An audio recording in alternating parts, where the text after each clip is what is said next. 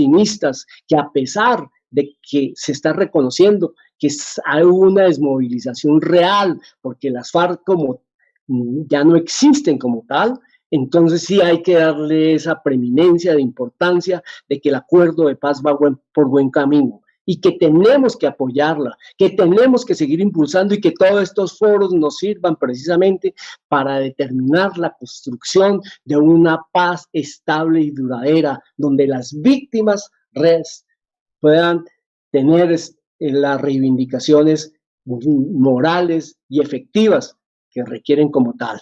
La paz es difícil, pero tenemos que seguirla construyendo. Y los detractores de la misma que se avecinan políticamente no van a poder ya, porque esto está institucionalizado, tiene un apoyo internacional, y si este presidente no pudo, porque le ha tocado desarrollarlo aún contra su voluntad de hacerlo trizas, por el contrario, podrán hacia futuro llegar personas que destrocen aquello que se ha construido y que se está construyendo con tanto esfuerzo. Muchas gracias.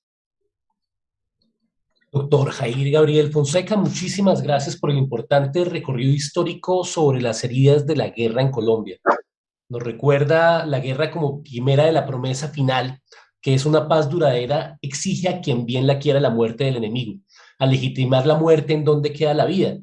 Que en este homenaje al maestro Armando Suescún se haga la mención explícita de su último libro, La Guerra de 70 años, es fundamental para comprender un conflicto que no termina, pues el incumplimiento de los acuerdos de paz, como nos dice el maestro Jair Gabriel Fonseca, literalmente ha hecho trizas el país.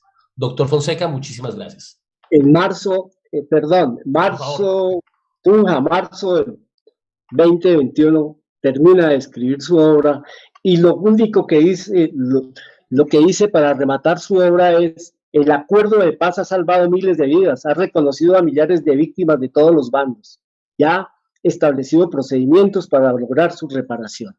Entonces, ¿qué más que en la memoria de esto al maestro Armando Suescún? Muchas gracias. Muy oportuno, doctor Fonseca. Aquí leo lo que dice el doctor Patiño en el chat interno, dice: buen análisis de historia contemporánea sobre violencia y paz en Colombia. Felicitaciones, doctor Jair Gabriel, bien por su posición optimista. La compartimos también nosotros el comentario. Doctor Jair Gabriel, muchísimas gracias. Muchas gracias. A continuación, claro que sí. A continuación nos acompaña la doctora Daniela Puerto, abogada egresada de la UPTC, estudiante de especialización en Derecho Penal en la Universidad del Rosario, trabaja en la Personería Municipal de Yopal y es miembro del semillero de investigación CITEC de la UPTC. Ella nos presentará la ponencia Estudio del rol social como causal de victimización masculina. Bienvenida, doctora Daniela. Doctora Daniela, por favor, encienda su micrófono. Muchas gracias. Vale, doctora. Bueno, como decía, orgullosa de participar en este congreso, que no es más que recordar que al hablar de derechos humanos estamos reconociendo una otredad independiente al actor, y en esa misma medida busco con esta ponencia, pues nada, un tema que llevo tiempo estudiando, pero que con preconcepciones, algunos o con muchos vacíos, y aunque creo que es el tema en el que incluso pienso dedicarme, si es posible, gran parte de mi vida, hasta encontrar cambios reales, porque creo en la academia, desde la misma academia lo comparto a personas más capaces e interesadas.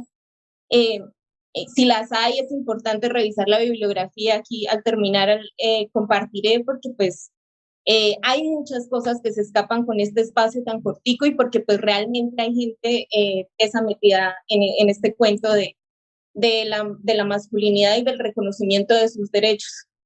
Entonces, dado que debo ser respetuosa del tiempo, me centraré en una sola cosa. Mi idea era abordar la violencia de lleno, pero pondré el abrebocas para explicar la existencia de un comportamiento que puede ser problemático, es decir, me limitaré a describir a través de una exposición que trate las diferencias de sexo y género en sus componentes. O sea, estos van a ser biológicos, históricos y culturales.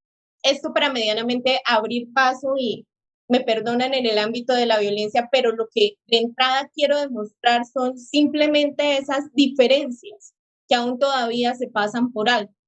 Entonces, creo que toda introducción en adelante tiene que partir de una frase de Bourdieu, y siempre la he dicho, y es que no se nace mujer, se llega a serlo. Y sí es de la mujer, pero se extiende a toda concepción de género, porque cuando todavía hay un consenso en el uso de preposiciones, no, o sea, digamos, todavía no tenemos muchas disyuntivas frente a estas preposiciones gramaticales. Hay unos estereotipos que para entenderlo podemos, o al menos yo lo he hecho a través de la figura del yin-yang. El yin como algo femenino y el yang perteneciente a lo masculino. Y de ahí desarrollamos unas características de distinción donde en la parte oscura, en el yang, tenemos lo público, el reconocimiento social, lo científico, lo político. Y en la parte blanca, es decir, en la parte femenina, encontramos lo privado, el hogar. En el yang tenemos los trabajos productivos, en el yin los reproductivos. Tenemos en el yang tenemos la razón, en el yin tenemos la emoción, y sí, suena a discurso de reina, pero a fin de cuentas es una distinción que se ha hecho a nivel cultural y que de cualquier forma ha estado presente a lo largo de la historia. Y ojo, porque todavía no he hecho una crítica, sino comparto simplemente una observación objetiva. Y así como parte de esa premisa, también quiero ser objetiva, y para ser objetiva tengo que decir que es una realidad que a nivel biológico en el ser humano solo existen dos sexos distintos, que es el hombre y la mujer. Ojo, a nivel biológico. Estos se distinguen de acuerdo a los gametos del ADN, que sí, alrededor de todo esto hay una polémica porque, bueno, sabemos que exponentes, grandes exponentes como Udrer, que ha desarrollado profundamente el tema del género y el sexo, ha dicho por ahí en el 2017 que se constató que en una toma de muestras de ADN de cromosomas XX habían sido designadas médicamente como masculinas y otras cromosomas XY se consideraban mujeres. Sin embargo, esto pues de acuerdo a la misma autora tiene imprecisiones y demás, y pues como este ámbito estamos tratándolo desde el derecho, porque parte desde el ámbito biológico, porque desde este componente podemos empezar a tratar lo que es el género y la diferencia que hay entre el concepto de sexo, que en muchos casos no logramos encontrarla o no logramos profundizarla o no encontramos el consenso que inicialmente decía. Entonces, en la definición biológica, al fin de cuentas, no hace un encasillamiento de identidad, esta se limita a estudiar desde su ciencia la producción de óvulos o de esperma, con la reproducción como tema central para entender la diversidad de los sistemas reproductivos. Y en estos pues tenemos excepciones claramente como los hermafroditas, como los andróginos, etc. Entonces, de manera que aun cuando la categoría XY es representativa como delimitación biológica, la identidad masculina, hay que decirlo, también comprende un camino evolutivo largo, como todo género, que es totalmente independiente a la parte biológica. Quiero decir con esto que la perspectiva de género implica reconocer que una cosa es la diferencia sexual y otra cosa son las atribuciones, las ideas, las representaciones, las prescripciones sociales que representan el componente o la perspectiva de género y que son realidades. Y como son realidades, hay que llamarlas como son. Entonces, aunque los sexos parecen ser claramente binarios en su morfología y constitución, el género no es esencialmente binario, dada su independencia del sexo y connotación social, y como todo puede ser el móvil de desigualdades e incluso el móvil, que es mi tema de estudio, el móvil de la violencia dada la diferencia biológica que es clara y que se puede observar. Entonces tenemos exponentes como McCovey que empiezan a presentarse los signos de segregación una vez los menores son capaces de diferenciar según sea su sexo a los demás. Voy a presentarles a continuación un cuadro justamente sobre las diferencias biológicas en las cuales podemos encontrar la diferencia entre las mujeres y los hombres de acuerdo a los componentes diferenciales de sexo, es decir, estamos hablando únicamente a nivel biológico. Y en esta encontramos que según Macovy empiezan a presentarse los signos de segregación una vez los menores son capaces de diferenciar según sea el sexo a los demás y a sí mismos. ¿Por qué? Porque de cualquier forma empieza la identidad del individuo. Entonces, esto se vuelve imprescindible en la formación individual y en la misma problemática de diferencias biológicas y de identidad entre las personas. Entonces encontramos que comparativamente el desarrollo del hombre es más sencillo. ¿Por qué esto es importante? Porque para personas como Badinter, una de las problemáticas con la masculinidad es que justamente por la sencillez del proceso biológico de diferenciación y de identidad, existe una necesidad de demostrar el paso a la adultez, a diferencia de la mujer que, como vemos y como sabemos, tiene unos cambios biológicos notables y por tanto una iniciación natural. De acuerdo con un psicólogo, Terry Real, la esperanza de vida en el hombre va más allá del factor genético. Entonces, digamos que hablando que comparativamente a nivel biológico encontramos en el crecimiento estas diferencias, asimismo una vez va evolucionando corporalmente el hombre o la mujer, hay diferencias como la estatura, el peso corporal, la fuerza muscular, la altura, el crecimiento en los órganos sexuales, etc. Lo mismo ocurre con el promedio de vida. Tal vez de lo mismo se han establecido factores legales como la pensión, o sea, justamente a raíz de estas diferencias. O sea, porque de cualquier forma el derecho tiene que permear las realidades sociales. Y una de las críticas que se han hecho es que el promedio de vida, o sea, en realidad el promedio de vida del hombre es mayor, ¿sí? Por su composición genética, en el caso del hombre, pero a su vez tiene mayores complicaciones de salud. ¿Por qué? Porque de acuerdo a este psicólogo que hace un segundo cité, la esperanza del hombre de vida, del hombre en su vida va más allá de este factor genético. Entonces, tal vez esto podría ser una crítica, porque influyen los comportamientos de cuidado de la salud, o sea, de manera independiente que genéticamente, que es una realidad, tenga, digamos, mayor resistencia, mayor capacidad en cuestiones de tiempo, en su factor social, en el factor cultural, digamos que se ha establecido una forma de cuidado que a lo mejor no es igual al de la mujer. Entonces, estos comportamientos de cuidado como que al tardar en pedir ayuda, al tardar en reconocer que existe una enfermedad de cualquier tipo, son factores que influyen en el tiempo y en el cuidado de la salud del hombre. Y una vez se le asigna un tratamiento, también ha dicho este psicólogo que son menos consecuentes con el de las mujeres. Esta ponencia en sí ha representado un desafío para mí porque desde siempre he tratado la parte de la victimización sexual, pero a lo largo del desarrollo de esto,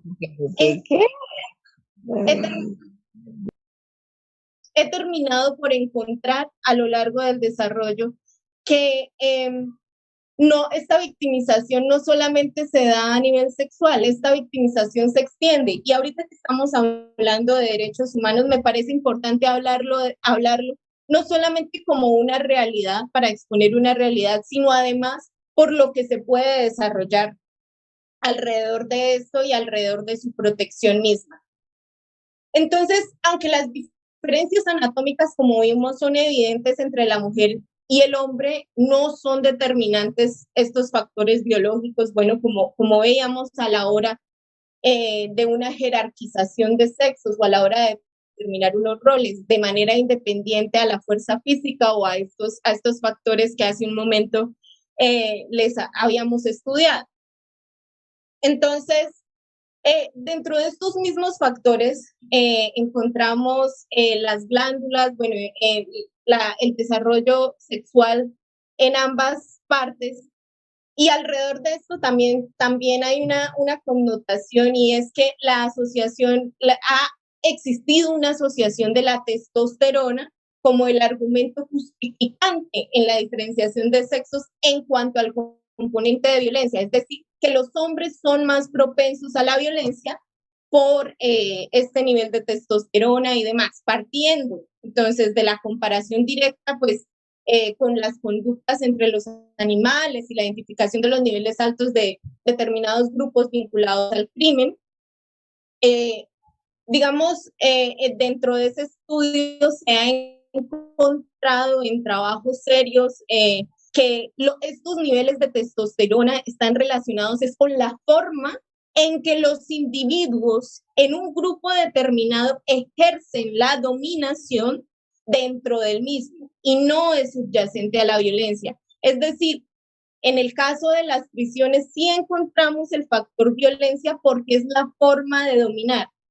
Y en esto sí influye, pero existen otros espacios donde son otras las formas por las cuales se desarrolla el comportamiento del hombre. En esa misma medida, si bien reconocemos que existe alguna influencia, por así decirlo, porque toca reconocerlo para hacer un estudio objetivo, también sabemos que no es determinante. Listo. Entonces, en ese mismo sentido, se encontró que en un estudio de la Universidad de Texas, aparte de lo que acabo de mencionar, mientras existe una testosterona, que es la testosterona endógena, que conduce a una mayor inacción en dilemas morales, la testosterona exógena aumenta la sensibilidad en el juicio moral, de manera que se encuentran, digamos, son dos posturas contrapuestas y pertenecen a una misma. Entonces, doctora, de cualquier le quedan forma... 2 minutos, muchas gracias, perdón, gracias. 2 minutos. Bueno, de cualquier forma son factores que hay que reconocer, existen y que de cualquier forma son determinantes. Como decía inicialmente, dado el tiempo y pues que no puedo desarrollar como quería a profundidad la violencia y el factor de la masculinidad, sí quería explicar y al menos pude desarrollar el factor biológico. La idea era hacerlo un poco más profundo. En todo caso, sí quería dejar esa semilla, porque quiero ser respetuosa del tiempo. Quería dejar esa semilla de que de alguna forma sí hay factores que influyen, que si uno quiere hacer un estudio objetivo tiene que reconocerlo, como también tiene que reconocer que estos factores terminan siendo problemáticos, no solamente a nivel biológico, sino también a nivel social y cultural.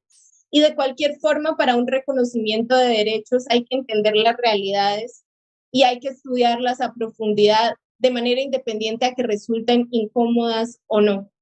Entonces concluyo que en esa misma medida voy a compartir pues igualmente una bibliografía. La idea es de alguna forma dejar una semillita para entender un poco cómo esto ha influenciado en un fenómeno que termina siendo social y que termina siendo algo que nos afecta a todos y que por tanto todos podemos estudiarlo y profundizarlo a raíz de cambiar algo que es para todos. Muchas gracias. Doctora Daniela, le agradecemos por esta arriesgada, nueva y biológica comprensión en el abordaje del fenómeno. Agradezco pueda compartir la bibliografía. Si quiere, por el canal de YouTube puede ser muy interesante para que las personas interesadas puedan tenerla. Y entendemos la profundidad y la complejidad del tema. Así que nos quedamos con que juzgue el día no por los frutos que ha recogido, sino por las semillas que ha sembrado. Creo que las ha dejado adecuadamente sembradas, con muy buen corazón y muy buen tino. Doctora Daniela Alexandra Puerto, muchísimas gracias. Gracias a ustedes. A continuación.